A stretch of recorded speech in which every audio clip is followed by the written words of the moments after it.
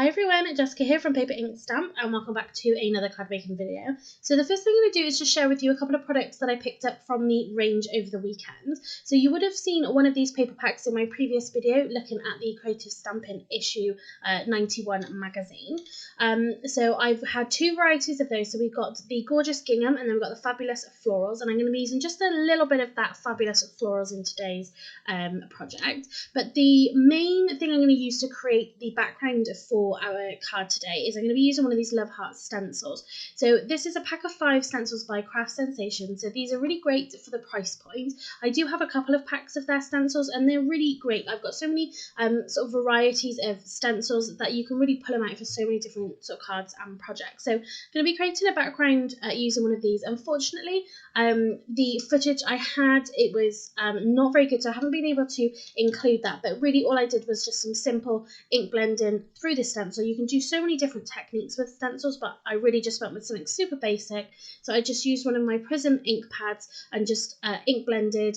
I tried to stay heavy at the bottom and I got a little bit lighter towards the top, and then I just used a red shade for that. But now for the main sort of elements of our card, I'm going to be using a couple of stamps from these Tonic Studio Celebrate stamp sets. So I did show you this in a previous haul video and we have created a card using these. So I wanted to just stamp and colour one of their critters for this, and it's just going to add a little bit of cuteness to today's card. So the first thing I wanted to do is I want to have the critter be in an outfit, which is great with these stamp sets because you have a few different outfit choices, and of course then you can mix and match, because I actually took an outfit from one of the sets and then I took the dog stamp from a different set. So you can interchange the 3 sets that are within this Celebrate range. So you can see that I created myself a mask.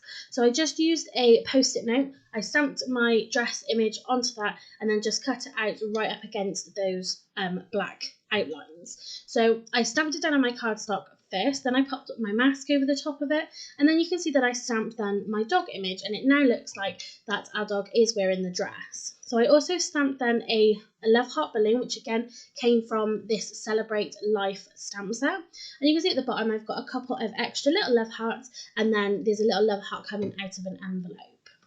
So now we've got everything stamped out, we can start doing our colouring. So you can see I'm using my Tri-Blend alcohol markers by Spectrum Noir.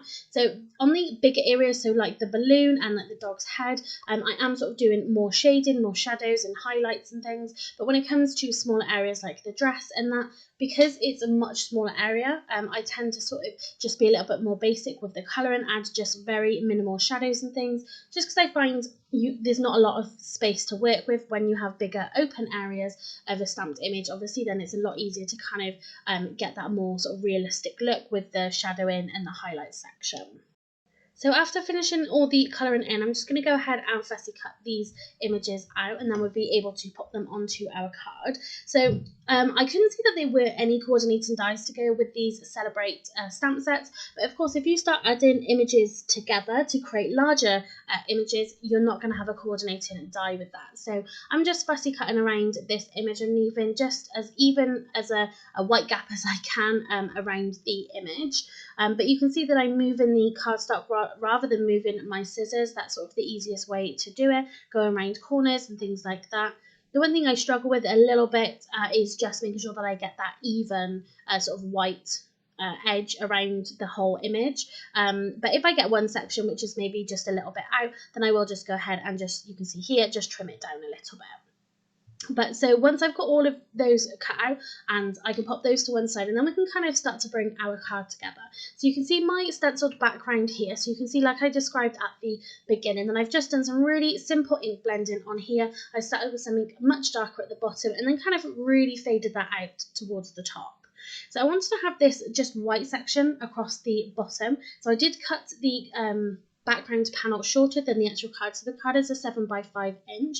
So I have cut this shorter, and then I've just cut a small strip of this Miri card, and that is from the fabulous Florals Miri card set. I've cut myself a strip just to kind of separate those two areas. And then I've taken the Gemini by Crafter's Companion. This is a stamp and die set, and this is the Love set. So this comes with a die cut which says Love, and then just a bunch of coordinating stamped images as well. So you can see that I've die cut that Love wood, and I've done that from that same mirror card that I've cut from the strip. And then I'm just using my tape runner just to adhere this down onto the card.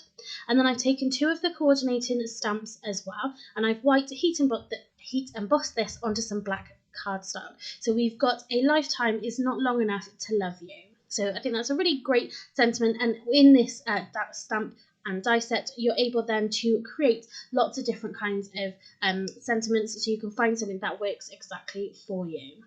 And you can see I'm just going to add my critter and these love hearts onto the card as well. And that's basically our card all finished. So it's a really relatively quick and simple card. Like I said at the beginning, unfortunately I didn't have the footage of actually using the stencil. But again, it's pretty basic, just a little bit of ink blending through the stencil.